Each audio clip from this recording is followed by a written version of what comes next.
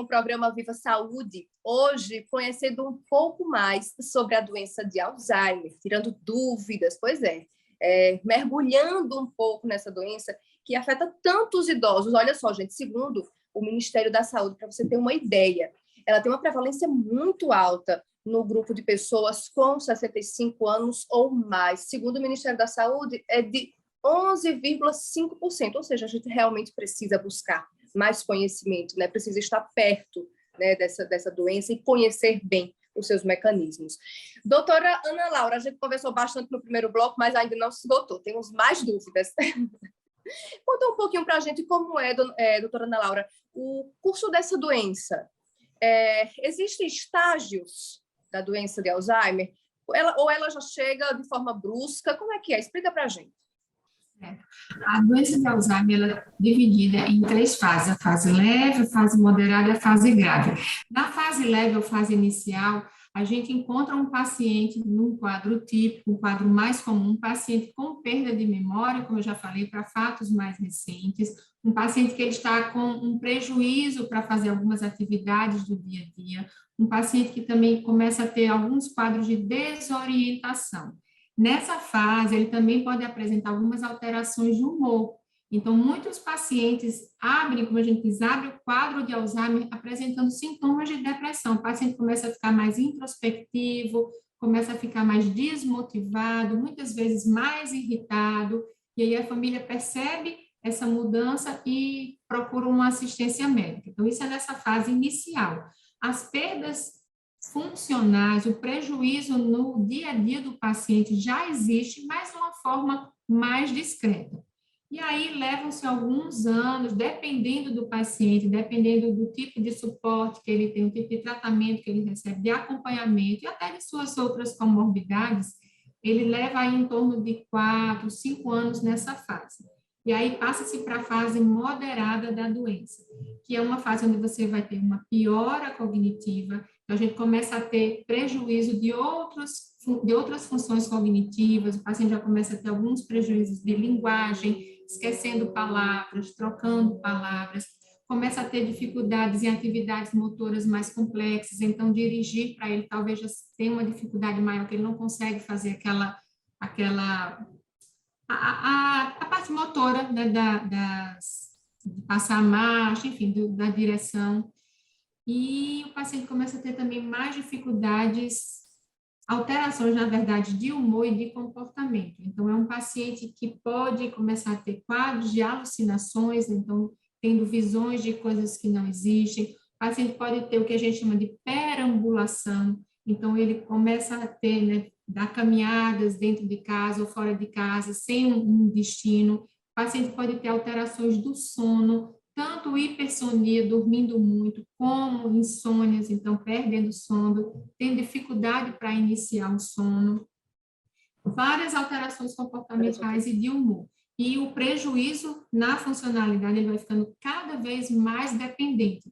Então, essas atividades mais que ele tem que executar fora de casa, sair de casa sozinho, isso aí ele já não consegue mais, começa a ter necessidade de ajuda para essas atividades também.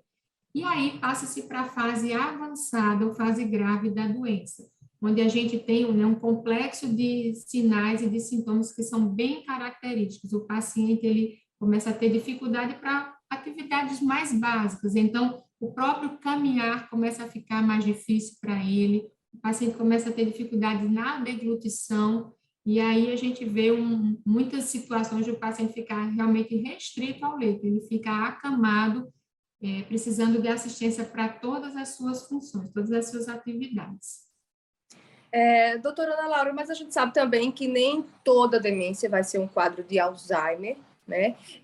Quando o paciente chega com sinais, quais são as outras doenças que podem ser investigadas diante dessas suspeitas? Nós tínhamos, Mirna, dezenas de causas para demência. A Alzheimer é a causa mais prevalente, dependendo da população que você investigue, você faça essa investigação epidemiológica, essa prevalência que a gente chama, essa frequência, pode variar de 50% até 80%. Então, isso depende muito da população que você estuda, do estado, do país, inclusive, né? Mas, como você bem pontuou, existem outros tipos de demência que a gente tem que tentar fazer um diagnóstico diferencial, identificar quais os tipos, até porque muitas são, que a gente chama potencialmente reversíveis, muitas elas podem ter uma reversibilidade dessa perda cognitiva. Então, diante de um paciente que tenha um prejuízo nessas funções mentais, que isso esteja prejudicando o dia a dia dele, é importante que se procure um profissional de saúde habilitado, neurologista, geriatra, para que faça uma investigação da causa dessas perdas. Algumas perdas, como eu falei, algumas causas podem ser reversíveis. Então, o hipotiroidismo, um déficit, né, uma deficiência de algumas vitaminas, como a vitamina B12, quadros de anemia. Então, tem várias causas que podem ser reversíveis ou potencialmente reversíveis. E há outras não, há outras que também, como Alzheimer, são neurodegenerativas, são progressivas e irreversíveis. Então, a gente tem demência por corpúsculos de Lewy, que é quando você tem a perda cognitiva associada a alucinações de forma precoce, não naquela fase moderada, numa fase mais inicial. O paciente tem um quadro motor muito semelhante à doença de Parkinson.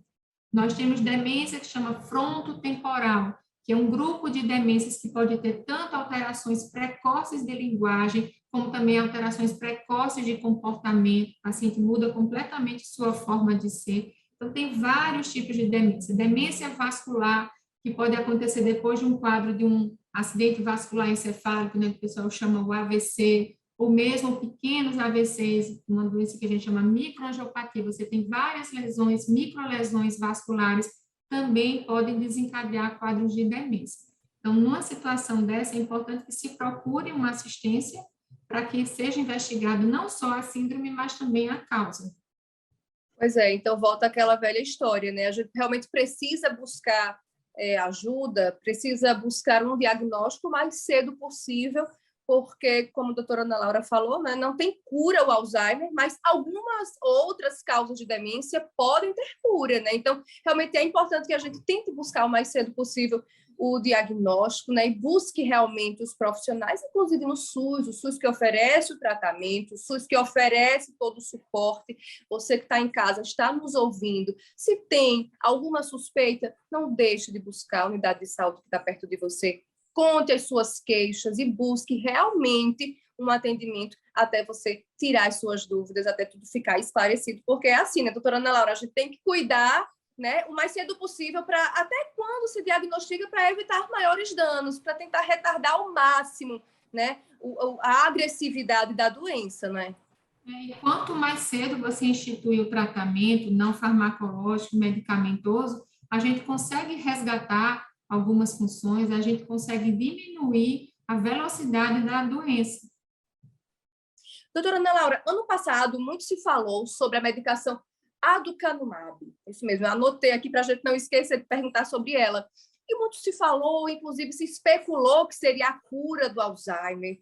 Foi criada até uma expectativa muito em cima dessa medicação. Então, explica para a gente qual é o funcionamento dessa medicação. Ela realmente é promissora da forma que fala? E mais, apesar, pode até ser promissora, mas e aí? Ela é acessível para a população? Ela pode ser acessível? É verdade.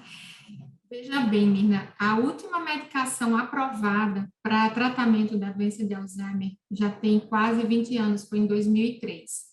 E várias linhas de pesquisa foram feitas, né, durante esses quase 20 anos, e infelizmente todas muito frustras. Até que veio essa nova terapia, né, que chama os anticorpos monoclonais, que são utilizados em outros tipos de doenças, e que a proposta dela é tentar diminuir os agravos que a doença causa. Só para tentar explicar um pouquinho, a doença de Alzheimer é uma doença em que ela provoca lesões no encéfalo, no cérebro, tanto dentro da célula, que é o neurônio, como fora da célula. Então, o objetivo dessa medicação é limpar, tentar tirar essas lesões que estão acontecendo fora da célula, certo? Mas veja bem, a doença, essas lesões, elas aparecem anos antes dos sintomas. Então, quando a gente inicia o tratamento com a aducanumab, o paciente já tem sintomas de Alzheimer. Então, as lesões já existem. Algumas linhas de pesquisa mostraram, né, alguns resultados dos estudos mostraram uma melhora, que os pacientes eles tiveram uma melhora cognitiva. Então, não seria a cura, porque algumas lesões já são irreversíveis, mas houve realmente uma melhora em alguns estudos. E nessa liberação do FDA, não é uma liberação ainda pela nossa agência reguladora, foi na agência americana. Até nessa liberação houve algumas discussões em relação a isso, porque alguns estudos mostraram resposta, outros não. Então, acabou que a agência decidiu pela liberação, mas eles programaram revisar esses resultados agora no primeiro semestre de 2022. Então, houve essa promessa, né, essa grande perspectiva a tratamento, mas a gente vê que ainda tem um longo caminho. Não só por essas respostas dos estudos, mas também pelo custo. Então, é um tratamento que custa milhares de dólares. São injeções, né, que o paciente toma, não é um comprimido oral, mensalmente, e de custo muito elevado, aí em torno de R$20 mil por mês. Então, é algo que ainda está um pouco distante da nossa realidade. Então, acho que as nossas agências vão aguardar, né, esses novos resultados, esse primeiro semestre, para a gente ver como é que pode trabalhar com isso, né, ao longo do ano. Mas, com certeza, é uma perspectiva diante do que a gente não conseguiu nesses últimos 20 anos. Pois é, então seria realmente uma coisa muito boa, né? Ter uma medicação aliada, mais uma medicação aliada, seria muito bom realmente, né? Visto que são tão poucos medicamentos que se tem hoje, que se pode utilizar, né? Medicamentos promissores de verdade. Doutora Ana Laura, pode falar. Não, é só que as maiores perspectivas de tratamento, na verdade, é você tentar barrar o início das lesões, né? Então, algumas linhas de tratamento também vão nesse sentido, mas, infelizmente, até o momento, sem nenhum sucesso. Grande sucesso, né? Doutora Ana Laura, então, como é que deve ser o tratamento desse idoso dentro de casa?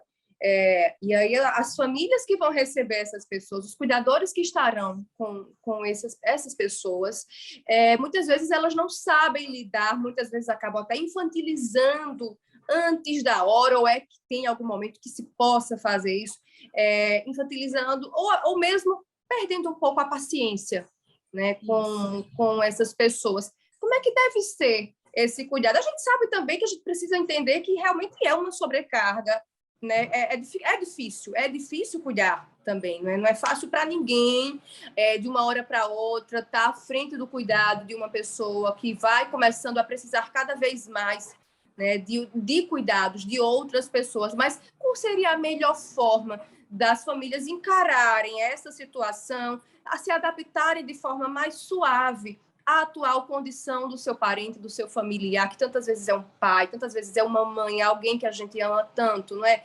Como é que deve ser o manejo dentro de casa com essas pessoas?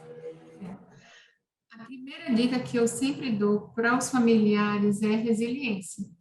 Então, você tentar se adaptar a essa nova realidade, daquela pessoa que muitas vezes era o gestor de uma casa e agora ele está numa situação de necessidade de cuidados. Então, a gente tentar funcionar. Claro que cada família tem a sua dinâmica, então, famílias com muitos filhos, poucos filhos, sem filhos, né?